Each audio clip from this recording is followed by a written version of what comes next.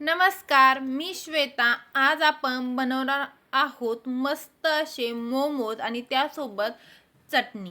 तर काय करायचंय, सुरुवातीला किसलेला कोबी, किसलेला गाजर, बारीक चिरलेला कांदा आणि बारीक चिरलेली सिमला मिरची. कढई घ्यायची, कढईमध्ये थोडंसं तेल टाकायचं आणि त्यामध्ये आपण जो काही किसलेला कोबी, गाजर, कांदा आणि सिमला मिरची आहे ते व्यवस्थित असं परतून घ्यायचं. कारण ह्या भाज्यांना पाणी सुटतं, त्यामुळे परतून घ्यायचं. सुरुवातीला चांगलं परतलं की त्यामध्ये मी आता थोडंसं तेल घातलेलं आहे आणि त्यामध्ये बारीक चिरलेलं आलं आणि बारीक चिरलेल्या काही लसणाच्या पाकळ्या घातलेल्या आहे.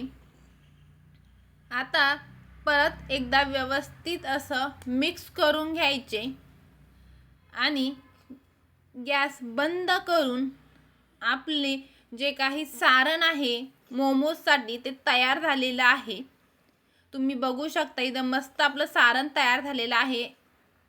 आता त्यामध्ये वरून मी घातलेलं आहे ब्लॅक पेपर पावडर आणि चवीप्रमाणे मीठ. आता व्यवस्थित मिक्स करून घ्यायचे आणि सारण थंड व्हायला ठेवायचं. आता एका बाउलमध्ये मैदा, त्यामध्ये घालायचं चवीप्रमाणे मीठ, तेल आणि थोडं थोडं पाणी टाकून एक पिठाचा गोळा मळून घ्यायचा.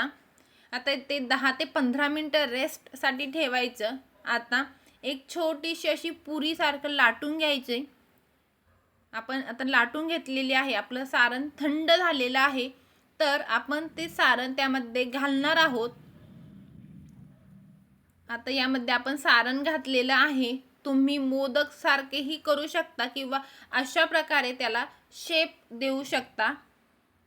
मी इथं हे बघा अशा प्रकारे मोमोजला आकार दिलेला आहे. आपण सगळ्या प्रकार मोमोज तयार करून घेतलेले आहे. आता पातेल्यात पाणी ठेवलंय, त्यावर जाळी ठेवली आणि थोडंसं खाली तेल लावून आपले जे काही मोमोज आहे ते ठेवलेले आहे. वरून झाकण ठेवलं आणि एक 15 ते 20 मिनिटात आपले मोमोज तयार झालेले आहे.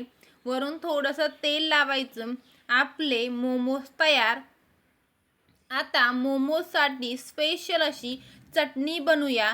तर काय करायचं, पातेल्यामध्ये पाणी टाकायचं, त्यामध्ये 2 ते 3 वाळलेल्या लाल मिरच्या, एक चिरलेला टोमॅटो घालायचा आणि थोड्याशा लसणाच्या पाकळ्या. आता हे मिश्रण थंड झालं की ते बारीक वाटण तयार करून घ्यायचे. त्यामध्ये अद्रक आणि थोडीशी कोथिंबीर घालायची, चवीप्रमाणे मीठ घालायचं. पातेलं घ्यायचं, पातेल्यात थोडंसं तेल टाकायचं, त्यामध्ये बारीक चिरलेला कांदा चांगला परतला की त्यामध्ये अद्रक, नंतर आपण जे काही बारीक चटणी केलेली आहे ती घालायची. व्यवस्थित मिक्स करून घ्यायचं. त्यामध्ये 1 चमचा टोमॅटो केचप घालायचा आणि आपली मोमोजसाठी चटणी तयार झालेली आहे.